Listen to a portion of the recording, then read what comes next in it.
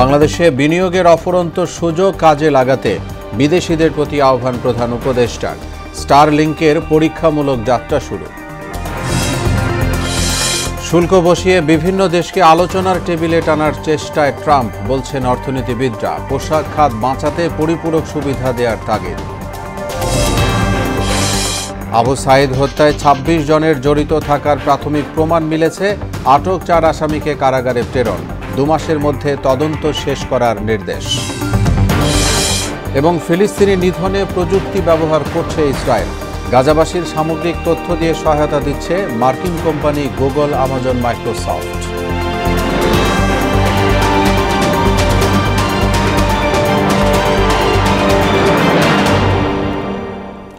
আসসালামু আলাইকুম।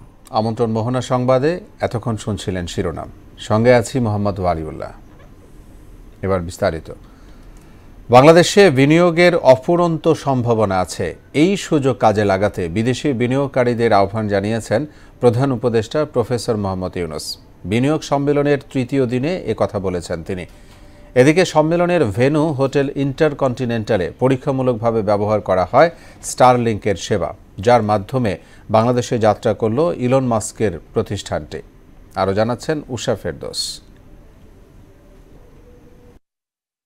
দেশে পরীক্ষামূলকভাবে যাত্রা শুরু করলো মার্কিন ধনকুবের ইলন মাস্কের স্পেস এক্সের সহযোগী ইন্টারনেট সেবাদানকারী প্রতিষ্ঠান স্টারলিংক। বুধবার প্রতিষ্ঠানটি যাত্রা শুরু হয়। বিনিয়োগ সম্মেলনের ভেন্যু ইন্টারকন্টিনেন্টাল হোটেলে স্টারলিংকের পরীক্ষামূলক ইন্টারনেট সেবা ব্যবহার করা হচ্ছে। ৭ এপ্রিল থেকে শুরু হয় এ সম্মেলন। বুধবার সম্মেলনে যোগ দেন প্রধান উপদেষ্টা ডক্টর মোহাম্মদ ইউনূস। বক্তব্যে প্রধান উপদেষ্টা বলেন, বিশ্বকে বদলে দেওয়ার মতো দুর্দান্ত সব ধারণা বাংলাদেশের আছে। এখানে বিনিয়োগের সুযোগও আছে। So if you take that journey from 1974 to 2025, it's an amazing journey. Here we're talking about all these big industries and so on, and inviting you for so many countries to set up more industries. We're talking about the big market, talking about the big, intelligent young population.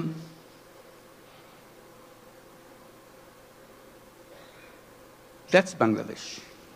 Came a long way in a very short time. জানান, তরুণ প্রজন্ম সম্মিলিতভাবে পৃথিবী বদলে দেবে, আর তার জন্য ব্যবসা হলো সবচেয়ে শক্তিশালী মাধ্যম। Solution is creating the structure, framework, will unleash the energy of the people. And microcredit was just a small effort of that.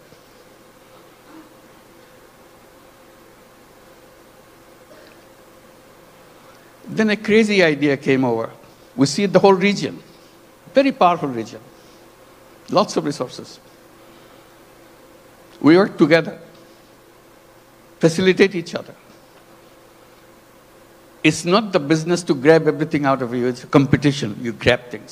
এর আগে প্রধান উপদেষ্টা বিনিয়োগে অবদান রাখার জন্য 4 ক্যাটাগরিতে বিভিন্ন প্রতিষ্ঠানকে পুরস্কার তুলে দেন। পুরস্কার প্রাপ্ত প্রতিষ্ঠানগুলো হলো ওয়ালটন, বিকাশ, স্কয়ার ফার্মাসিউটিক্যালস ও ফেব্রিক্স। এছাড়া বিশেষ ক্যাটাগরিতে কোরিয়ান এক্সপোর্ট প্রসেসিং জোনের চেয়ারম্যান কিহাক সাংকে সম্মানসূচক নাগরিকত্ব দেয়া হয়। উষা ফেরদৌস, মোহনা সংবাদ, ঢাকা। ট্রাম্প শুল্কে টালমাটাল বিশ্ব। বাড়তি শুল্ক আরোপ নিয়ে বিভিন্ন দেশের সঙ্গে শুরু হয়েছে টানাপোড়েন। অর্থনীতিবিদদের মতে বাণিজ্য ঘাটতি কমাতে এটি মূলত আলোচনার টেবিলে বসার ট্রাম্পের এক প্রচ্ছন্ন হুমকি। বাস্তবে ঘটছেও তাই। ইতোমধ্যেই আলোচনায় বসতে চাইছে অন্তত 50টি দেশ। এতে সংকট সমাধানের একটা পথ খুললেও গার্মেন্টস খাত বাঁচাতে সরকারকে পরিপূরক সুবিধা দেওয়ার আহ্বান জানিয়েছেন খাত সংশ্লিষ্টরা। শুল্ক যুদ্ধ নিয়ে মনিরুল ইসলামের 3 পর্ব ধারাবাহিক প্রতিবেদনের আজ দ্বিতীয় কিস্তি। 1944 সালে ব্রেটন উডস সম্মেলনে জন্ম নেয় বিশ্বব্যাংক এবং IMF। বিশ্ব বাণিজ্যে কেন্দ্রীভূত করা হয় ডলারকে। সঙ্গত কারণে এরপর থেকে পুরো বাণিজ্য আমেরিকার করতলগত হয়, বদলে যায় আন্তর্জাতিক বাণিজ্যের নিয়মনীতি। 1971 সালে স্বর্ণের মজুদ থেকে ডলারকে ছেঁটে ফেলার মধ্য দিয়ে চূড়ান্ত পেরেকটা ঠোকে মার্কিন সাম্রাজ্য। এবার শুল্ক নীতির মধ্য দিয়ে আরেকটি ইতিহাসের সন্ধিক্ষণে ট্রাম্প।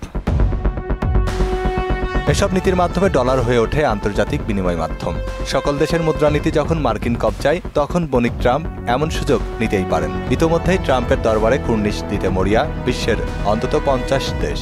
অর্থনীতিবিদ শাহাদত সিদ্দিকীও মনে করছেন এটি ট্রাম্পের একটি প্রচ্ছন্ন হুমকি। ট্রাম্প প্রশাসনের এই যে শুল্ক বাড়ানো, সেটাকে আমি মনে করি এক ধরনের থ্রেট, নেগোসিয়েশনে বসার জন্য থ্রেট। অর্থাৎ নেগোসিয়েশন যদি করে, তাহলে এখন বাংলাদেশ সরকার বলবে আমি কমাবো, ভিয়েতনাম বলবে আমি কমাবো। এখন আমাদের মধ্যে যুক্তরাষ্ট্রের পণ্যের উপর ট্যারিফ কমানোর একটা প্রতিযোগিতা তৈরি করে দিয়েছে। মার্কিন বাজারে রয়েছে বাংলাদেশের পোশাক খাতের জোরালো আধিপত্য। রপ্তানি প্রবৃদ্ধিও সবচেয়ে বেশি। ওটেক যা বলছে, গেল ফেব্রুয়ারি পর্যন্ত 2 মাসে মার্কিন মূল্যকে রপ্তানি হয়েছে 150 কোটি 7 লাখ ডলার মূল্যের বাংলাদেশি পোশাক, যা গেল বছরের একই সময়ের তুলনায় 26.64% বেশি। আর বাজার দখলের দিক দিয়ে তৃতীয় অবস্থানে তো রয়েছেই। আমরা কিন্তু যুক্তরাষ্ট্রে ধরেন প্রায় 20% প্রোডাক্ট গার্মেন্টস আমাদের এখান থেকে রপ্তানি করে আমাদের। সো অবভিয়াসলি আমাদের জন্য এটাতে একটু শঙ্কা। অনেক ফ্যাক্টরি আছে যারা পুরোপুরি US এর মার্কেটে কাজ করে। তো এখন আমাদের নিজেদেরও অনেক ক্ষেত্রে প্রাইস অনেক বেশি, আমাদের কস্ট বেশি। তো সেগুলোকে আমাদের কমানোর একটা তাগিদ দিতে হবে, দেখতে হবে যে কিভাবে আমরা ওইখানে নিজেদেরকে কম্পিটিটিভ করতে পারি। সো আসলে সব ডিপেন্ড করছে কিভাবে আমরা রিঅ্যাক্ট করি। সো আমরা যাতে রাতারাতি আসলে ভীত না হয়ে প্রাইস না কমায় চলে যাই, আমরা একটু অবজার্ভ করি, আমরা নিজেদের কম্পিটিটিভ জায়গাগুলো ধরে রাখি, অ্যানালাইসিস করি, সেভাবে রিঅ্যাক্ট করি। অর্থনীতিবিদরা বলছেন, এমন পরিস্থিতিতে আমদানি বাড়ানোর পাশাপাশি পরিপূরক রপ্তানি নীতি গ্রহণ জরুরি। বাংলাদেশ যেহেতু তৈরি পোশাক বেশি করে রপ্তানি করে, সুতরাং ওইখানে তুলাটা আমরা বেশি করে আমদানি করতে পারি। এবং এটি ছাড়াও ভোজ্য তেলের একটা বিশাল বাজার আছে বাংলাদেশে। মার্কিন যুক্তরাষ্ট্র থেকে কিন্তু সহজেই আমরা এই তেলটা আমদানি করতে পারি। তার এছাড়াও মিনারেল তো আমাদের দরকার হয়, মানে বিশেষ করে জ্বালানি পণ্যগুলো আছে, তো সেগুলোর যেহেতু প্রয়োজন হচ্ছে, তো ওই পণ্যগুলো যদি আমদানি আমরা আরও বেশি বাড়াই, তাহলে সেক্ষেত্রে উন্নত মানের পণ্য পাবো আমরা, এবং একই সঙ্গে বাণিজ্য ঘাটতিও কিন্তু কমে যাবে। পেশাদারিত্ব বজায় রেখে আমেরিকার সঙ্গে খুঁটিনাটি সহ সকল বিষয়ে দেন দরবার করে শুল্ক হার কমিয়ে আনা সম্ভব বলেও মনে করছেন তারা। সরকার নেগোসিয়েশন আসতে পারে। মনিরুল ইসলাম, মোহনা সংবাদ, ঢাকা। বৈষম্য বিরোধী ছাত্র আন্দোলনে রংপুরের আবু সাইদ হত্যায় 26 জনের বিরুদ্ধে অপরাধের প্রাথমিক প্রমাণ মিলেছে বলে জানিয়েছে প্রসিকিউশন। প্রসিকিউটর মিজানুল ইসলাম বলেছেন, 2 মাসের মধ্যে তদন্ত শেষ করতে বলা হয়েছে। এছাড়া হত্যা মামলায় আটক 4 জনকে গ্রেফতার দেখিয়ে কারাগারে পাঠিয়েছেন ট্রাইব্যুনাল। সকালে 4 আসামিকে ট্রাইব্যুনালে হাজির করার কথা হয়। তারা হলেন সাবেক এএসআই আমির হোসেন, সাবেক কনস্টেবল সুজন চন্দ্র রায়, ছাত্রলীগ নেতা শফিকুল ইসলাম ও ইমরান হোসেন। দর্শক, ট্রাইব্যুনালে এই মুহূর্তে আছেন সহকর্মী কাজী পাপ্পু। আবু সাইদ হত্যা মামলার বিষয়ে আরও জানবো তার কাছে। পাপ্পু, প্রসিকিউশনের বক্তব্যে আর কি তথ্য মিলেছে সে বিষয়টি আপনার কাছে জানতে চাই।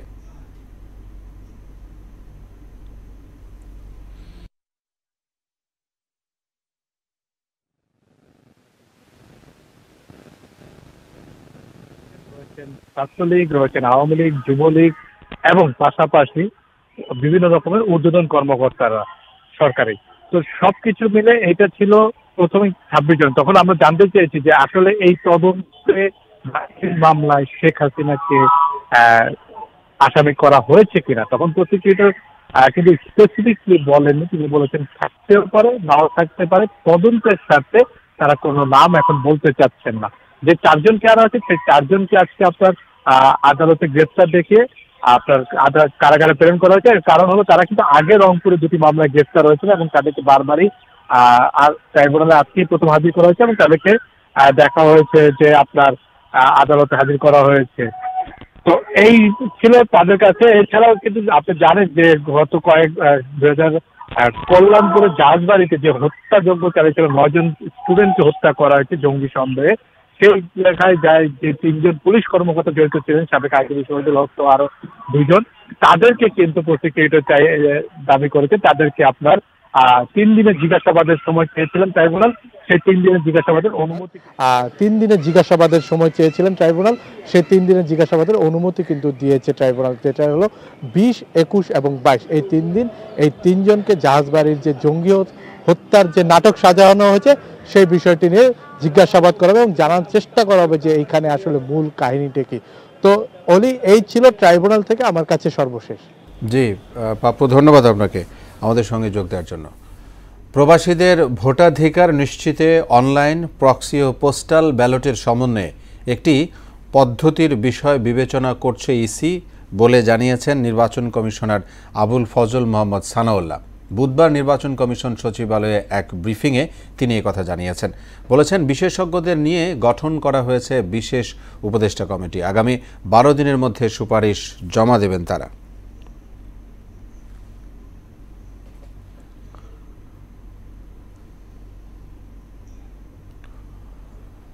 গাজায় গণহত্যার প্রতিবাদে বিক্ষোভের আড়ালে বিভিন্ন ব্যবসা প্রতিষ্ঠানে হামলা ও লুটপাটের ঘটনায় এখন পর্যন্ত 72 জনকে গ্রেফতার করা হয়েছে বলে জানিয়েছে প্রধান উপদেষ্টার প্রেস উইং। এর মধ্যে খুলনায় আছেন 33 জন, সিলেটে 19, চট্টগ্রামে 5, গাজীপুর ও নারায়ণগঞ্জে 4 জন করে, কুমিল্লায় 3 এবং কক্সবাজারে 4 জন। ভাঙচুর ও লুটপাটের ঘটনায় ব্যবস্থা নেয়ার পাশাপাশি আনুষ্ঠানিকভাবে 4টি মামলা দায়ের করা হয়েছে। দর্শক, এই মুহূর্তে খুলনা সোনাডাঙ্গা থানায় রয়েছেন সহকর্মী শহীদুল হাসান। যাব তার কাছে। শহীদুল, বিভিন্ন প্রতিষ্ঠানে হামলার ঘটনায় আইনশৃঙ্খলা বাহিনী কী ধরনের পদক্ষেপ নিয়েছে সেটি বলবেন এবং সেই সাথে জানতে চাই কতজন গ্রেফতার হয়েছে।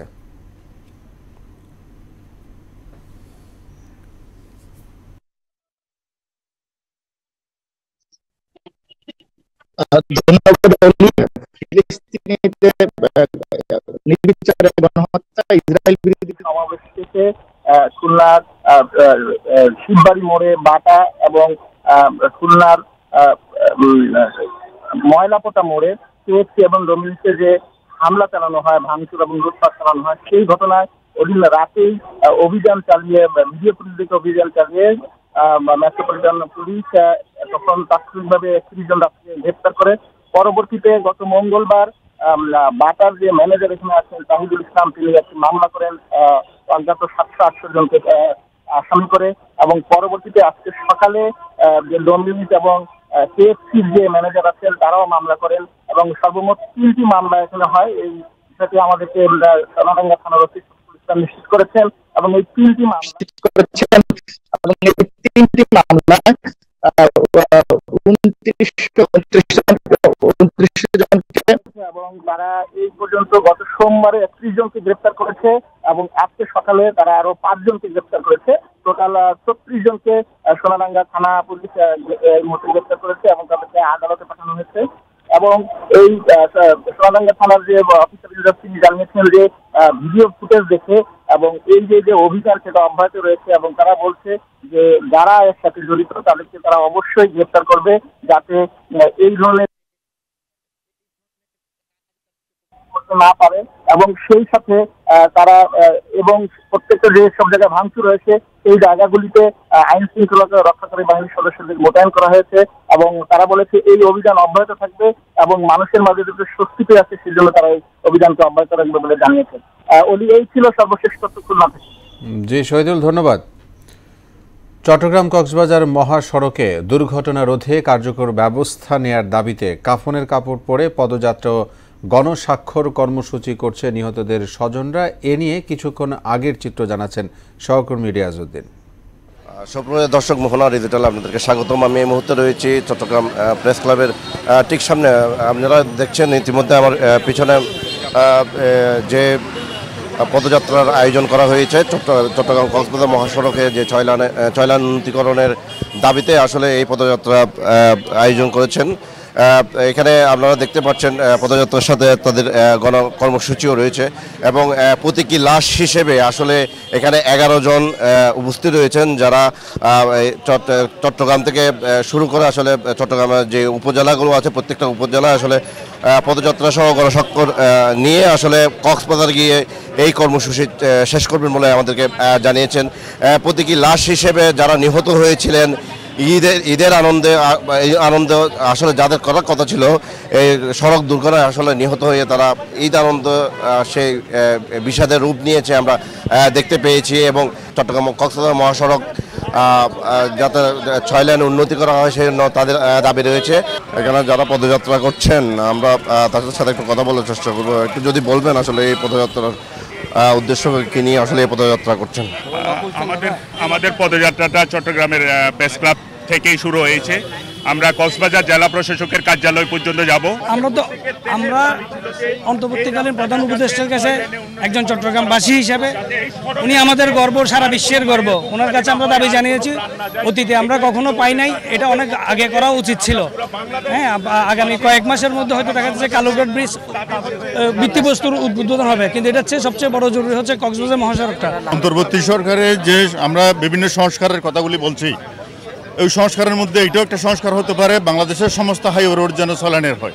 দর্শক আসলে শুনতে পেলেন তাদের দাবি কি, এবং সে দাবি হচ্ছে একমাত্র 6 লেনের উন্নতিকরণের জন্য যে সড়ক, সেই সড়কের কথাই বলছেন বারবার। এই ছিল চট্টগ্রাম আমদুরকিল্লা মোড় থেকে আমার। ফিলিস্তিনিদের নিধনে প্রযুক্তির আশ্রয় নিয়েছে ইসরায়েল। এ কাজে তাদের সহায়তা করছে অন্যতম মিত্র যুক্তরাষ্ট্রের 3 টেক জায়ান্ট গুগল, আমাজন ও মাইক্রোসফট।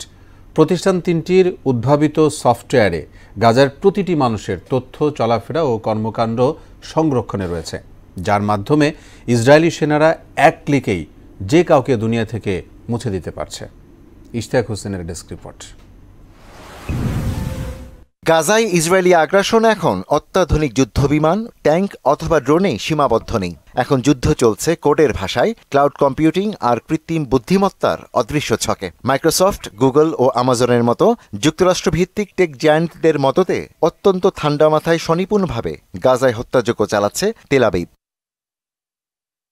ল্যাভেন্ডার ও গসপেল নামের এআই সিস্টেম এবং বিশাল ডেটাবেস প্রযুক্তির সাহায্যে ইসরায়েল গুড়িয়ে দিচ্ছে একের পর এক ঘরবাড়ি, হাসপাতাল, শিক্ষা প্রতিষ্ঠান ও আশ্রয়কেন্দ্র। কিবোর্ডের একটি ক্লিকে হত্যা করা হচ্ছে শত শত ফিলিস্তিনিকে। এপি, রয়টার্স সহ বিভিন্ন গণমাধ্যমের তদন্তে উঠে এসেছে এমন তথ্য। 2021 সালে গুগল ও আমাজনের সঙ্গে ইসরায়েলের স্বাক্ষরিত প্রজেক্ট নিম্বাস চুক্তির পর থেকে এসব কোম্পানি ইসরায়েলি সেনাবাহিনী, গোয়েন্দা সংস্থা এবং সরকারের জন্য ডেটা সংরক্ষণ, বিশ্লেষণ ও নজরদারির প্ল্যাটফর্ম সরবরাহ করে আসছে। গাজার প্রতিটি নাগরিকের চলাফেরা, যোগাযোগের তথ্য, অনলাইন অ্যাক্টিভিটি সবকিছুই এখন বন্দী টেক জায়ান্টদের কর্পোরেট ডেটা সেন্টারে। 2023 সালের 7 অক্টোবরের পরপরই অ্যামাজনের কাছে বাজার হারানোর ভয় তাড়াহুড়া করে নিজেদের এআই টুলস ইসরায়েলকে দিতে মরিয়া হয়ে ওঠে গুগল। মাইক্রোসফটের সঙ্গেও ইসরায়েলি প্রতিরক্ষা মন্ত্রণালয়ের রয়েছে $133 মিলিয়ন চুক্তি। 2023 সালের অক্টোবর হামাসের হামলার পরপরই ইসরায়েলের গোয়েন্দাদের সঙ্গে ব্যাপকভাবে বৃদ্ধি পায় মাইক্রোসফটের যোগাযোগ। প্রতিষ্ঠানটির কনসাল্টিং ইউনিটের আয়ের অর্ধেকেরও বেশি আসে এসব সামরিক প্রকল্প থেকে। এমনকি ইসরায়েলের অভ্যন্তরে প্রতিষ্ঠানটির একটি নিজস্ব দল কাজ করে সেনাবাহিনীর জন্য। অত্যাধুনিক প্রযুক্তি দিয়ে কিভাবে একটি গোটা জনগোষ্ঠী ধ্বংস করে দেয়া যায় তারই নমুনা দেখাচ্ছেন ইসরায়েলি প্রধানমন্ত্রী বেনিয়ামিন নেতানিয়াহু।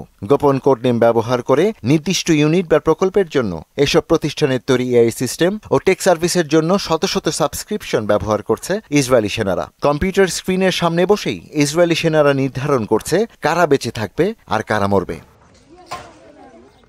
ইশতিয়াক হোসেন, মোহনা সংবাদ।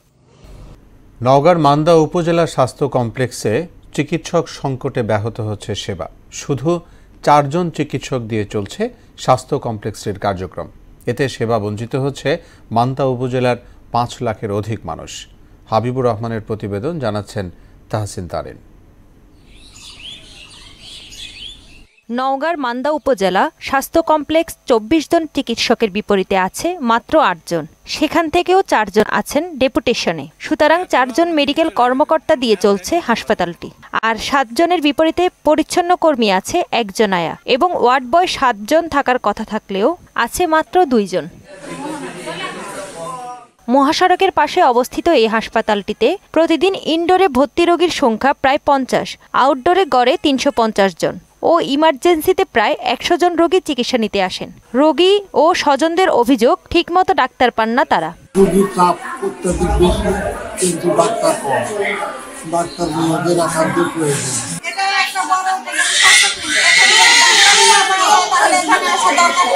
স্যালাইন ওষুধপত্র যতটা সবকিছু আমাদের বাইরে থেকে কিনতে হয়, তাহলে আমরা গরিব মানুষ প্রত্যেকদিন এত টাকা পয়সা কোথায় পাবো?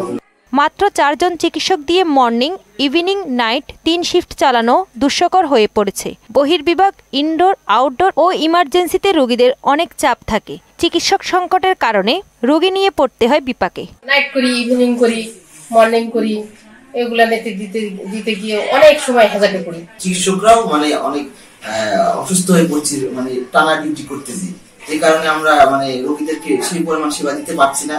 ট্রেনিং এবং বদলিজনিত কারণে চিকিৎসক সংকট আছে জানিয়ে এই কর্মকর্তা বললেন, মন্ত্রণালয়ে চিঠি দেয়া সহ উপর মহলে জানানোর পরও এখানে কোনো নিয়োগ হচ্ছে না। আমাদের এখানে যে চিকিৎসকদের ঘাটতি সেটা সিভিল সার্জন মহোদয় এবং ডাইরেক্টর মহোদয়, ডিভিশনাল ডাইরেক্টর যিনি, উনাকে একাধিকবার জানানো হয়েছে এবং এটা আমরা মন্ত্রণালয়ে চিঠিও করেছি, কিন্তু সেটার প্রেক্ষিতে আমরা তেমন কোনো সদুত্তর পাইনি এবং এখানে চিকিৎসক সংকটের কারণে যে স্বাস্থ্যসেবা ব্যাহত হচ্ছে সেটা আমরা স্যারদেরকে অবহিত করেছি, কিন্তু সেই অনুযায়ী কোনো ব্যবস্থা এখন পর্যন্ত আমাদের পরিলক্ষিত হয়নি।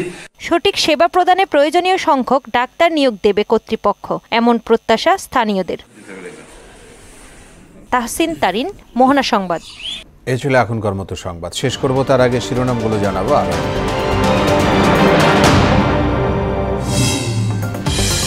বাংলাদেশে বিনিয়োগের অফুরন্ত সুযোগ কাজে লাগাতে বিদেশিদের প্রতি আহ্বান প্রধান উপদেষ্টার। স্টারলিংকের পরীক্ষামূলক যাত্রা শুরু। শুল্ক বসিয়ে বিভিন্ন দেশকে আলোচনার টেবিলে টানার চেষ্টায় ট্রাম্প, বলছেন অর্থনীতিবিদরা। পোশাক খাত বাঁচাতে পরিপূরক সুবিধা দেওয়ার তাগিদ। আবু সাইদ হত্যায় 26 জনের জড়িত থাকার প্রাথমিক প্রমাণ মিলেছে। আটক 4 আসামিকে কারাগারে প্রেরণ, 2 মাসের মধ্যে তদন্ত শেষ করার নির্দেশ। এবং ফিলিস্তিনি নিধনে প্রযুক্তি ব্যবহার করছে ইসরায়েল। গাজাবাসীর সামগ্রিক তথ্য দিয়ে সহায়তা দিচ্ছে মার্কিন কোম্পানি গুগল, আমাজন, মাইক্রোসফট। সবাইকে আবারও শুভেচ্ছা। পরবর্তী সংবাদ বিকেল 5:30টায়। এর আগে বিকেল 3টায় দেখবেন সংবাদ এক নজরে। মোহনার সবশেষ খবর জানতে ভিজিট করুন www.mohana.tv। সংবাদ দেখতে পারেন ফেসবুক ও ইউটিউবে। এতক্ষণ সঙ্গে থাকায় ধন্যবাদ সবাইকে।